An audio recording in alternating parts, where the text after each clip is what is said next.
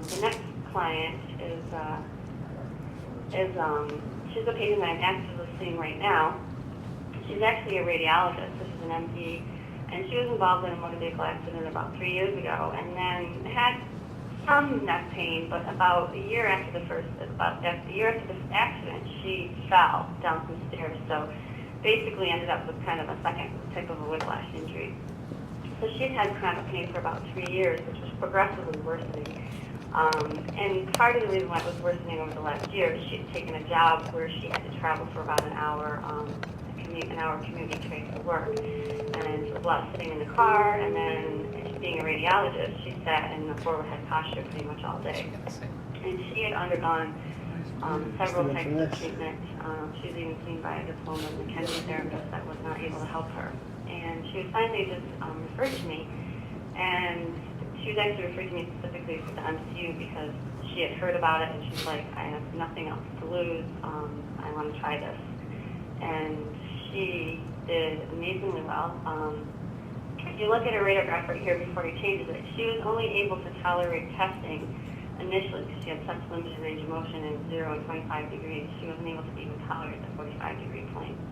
But after 9 visits on the MCU, and that's pretty much all I did, is the MCU, her range of motion improved significantly as well as her strength. And her disability rating decreased by 53%. Her symptoms improved by 33%, and her strength improved by over 100%. And she's still continuing to come. She's still improving. So she's doing very well. And the good thing is she's had all this therapy, and by utilizing the MCU and having the written reports, her insurance company has actually authorized her more services because they're seeing the progress that's finally being made. So that's one nice thing about the report. And the last patient we have is a fusion patient that I had. And she had pretty much a 20-year history of chronic neck pain, finally underwent a fusion. And we saw her probably 8 weeks post-surgery and just did some basic range of motion and general conditioning to get her back up, moving again. And she continued, despite that, we really didn't see a whole lot of functional changes. Her range improved a little bit, her strength, she could tolerate more activity, but we really didn't see any improvement in her function. And after the 6 months, we were finally able to get her on the MCU. And this is her actual baseline radiograph. So her strength isn't too bad, but very asymmetrical on the right side, if you notice there. And so we were able to start her on MCU and just started her basically in neutral plane because she couldn't even turn her head 25 degrees. And after 9 visits, she improved her range of motion by 25 degrees. She was able to then tolerate testing in that range. Her strength continued to improve, as well as the symmetry. It was reduced by 9%, or reduced to 9%, which is pretty significant. And her symptoms improved by 54%, her disability rating decreased by 45%, which was a significant improvement in like that short 9 visits from that 6 months post-op. So, and she's continuing to come as well. Her range, she's actually able to rotate to about 35 degrees at this point. So I'm going to continue with her and hopefully improve her range the rest of the way. Great, thanks, Sue. We'll come back with a few questions in a couple minutes. Just to kind of wrap things up, I just want to touch on some of the experiences from the financial side.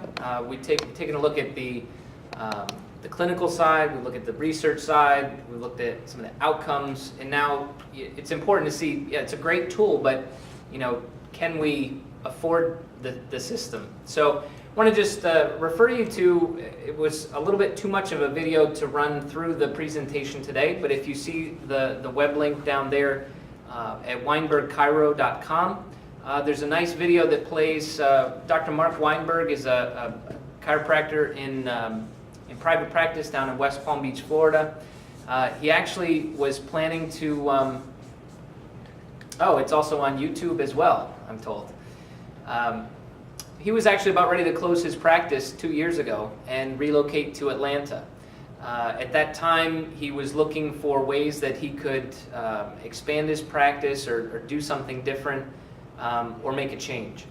And he began looking at and investing in the MCU. We worked with him for about a year and a half, just going through this process like we're starting here today, to where he finally made the decision to go into our rental program. At that point in time, he took 6 months, got familiar with the system, we got him trained, Sue did his training, and once he got good, he got a success story and put it on the local news. On a Wednesday night, the news story ran that you'll go and can take a look at, and the following Monday, he had 34 new patients that had called in to schedule an appointment to be seen. When we followed his success 12 months later, and he's documented all of this for us, and we can present you with, again, a case study if you want to take a look at it. What he did was he took the research and he broke it down into blocks of time. So as I pointed out just before Sue spoke, we know that after 9 visits, we should see certain changes in the neck disability index. So the concept there was, you know, it's going to be a pay-as-you-go plan to where if you're having success, then we're going to continue. But the cost for the evaluation in the 9 visits was $600.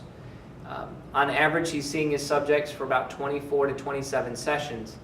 And after 1 year, his net income, so that's after equipment cost, after marketing cost, after the facility and the staffing, his net income has been $119,000. And a part of that too, 41% of that income is now cash-based revenue as opposed to what he was billing out to insurance companies. So I encourage you to take a look at the information that we have on the BTE website regarding the MCU and some of the links to the stories and studies of other people like Dr. Weinberg, whether it's Ado Zylstra out in Colorado or Sue up in New York. So in summary, we like to say that, you know, obviously neck pain is a prevalent, costly problem for society. We do have a proven, reliable, and valid tool for assessment and for strengthening of the cervical spine. We know that 7 out of 10 people with chronic neck pain respond favorably to our system.